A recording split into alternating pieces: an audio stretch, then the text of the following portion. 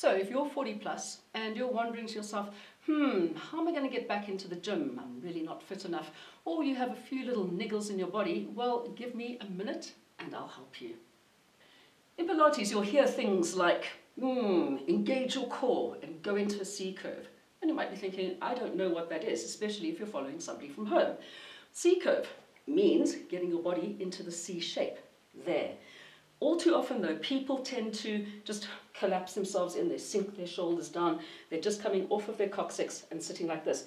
That's not doing anything with your core. You need to be focusing on pulling that belly button right back, as if you've got a piece of string tied to the knot at the back of your belly button, yes there is one by the way, and it's pulling out towards the back and you are winding yourself around your waistband. Relax the shoulders, you can keep this position going for a very long time. You want to fire the right muscles up over here, get that C curve right.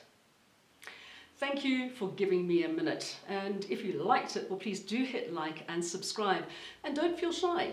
Comment, let us know what you'd like to see, how we can help you. And don't forget that soon, if you do like it enough, I'll be asking you to give me 15 minutes. We'll see you there.